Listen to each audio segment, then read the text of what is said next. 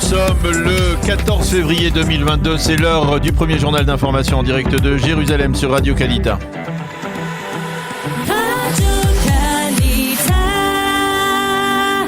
Le journal en direct de nos studios de Jérusalem.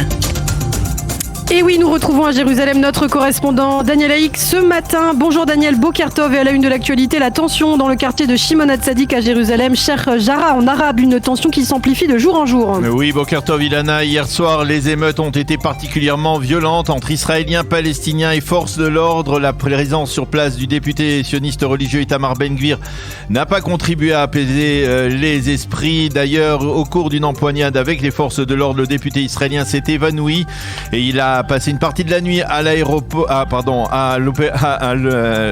l'hôpital, mais Ben-Gvir n'était pas le seul député sur place puisque Ahmed Tibi de la liste arabe unifiée s'est rendu lui aussi à Shimon HaTzadik. Il s'est confronté avec l'un des adjoints au maire de Jérusalem, Ari Yekin, qui est étiqueté droite radicale.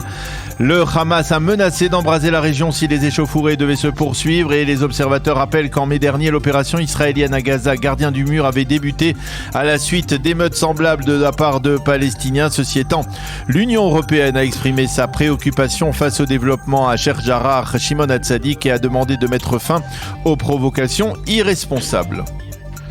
Un mot de la situation en Ukraine, mais sous l'angle israélien, et on a entendu ces appels du gouvernement à l'adresse des citoyens israéliens vivant donc dans le pays à rentrer à la maison.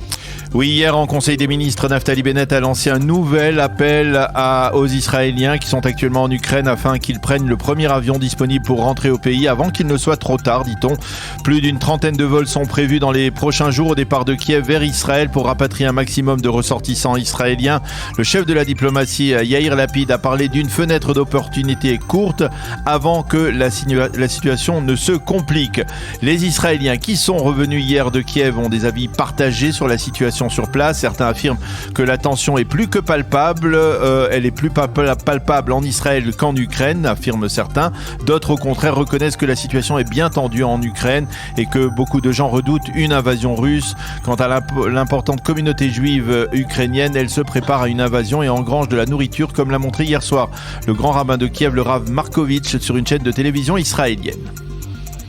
L'affaire Pegasus à présent, une affaire qui rebondit après les déclarations de l'ancien patron de la police. Oui, lors d'une conférence à l'université Reichman d'Herzliya, Roni Alcher, l'ancien patron de la police, a assuré les participants que la police ne possédait pas le logiciel Pegasus, ce qui peut paraître plutôt surprenant au vu des dernières révélations. Alcher a dénoncé justement ces révélations et a affirmé que quelqu'un devrait payer pour avoir diffusé de telles informations. Ces déclarations font suite à la publication en fin de semaine dernière des conclusions partielles de l'enquête menée par l'adjointe de la conseillère juridique du gouvernement, Amit Merari, avec le concours d'officiers du Shin Bet et du Mossad. Une enquête qui a établi apparemment que quasiment aucun des téléphones des personnalités mentionnées dans l'article de Calcaliste n'avait été espionné par la police à l'aide de Pegasus. Les conclusions définitives de cette commission de vérification devraient être publiées mercredi, mais il semble évident que le gouvernement devrait s'y référer pour éviter de nommer une commission d'enquête d'État comme le souhaitent, selon les sondages, quelques 70% des Israéliens.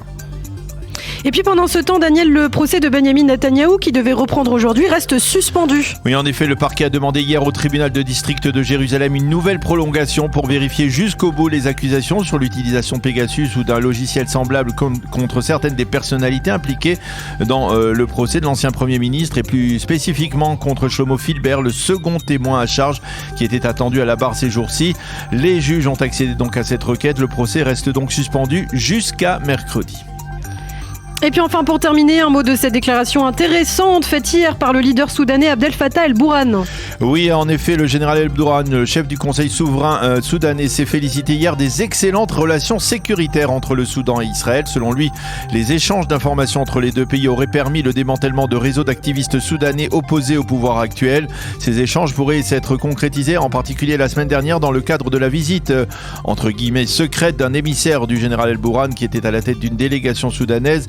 Ce rapprochement avoué entre les deux pays pourrait être un prélude à l'instauration de relations pleines et entières, et voire même à l'échange d'ambassadeurs entre le Soudan et Israël.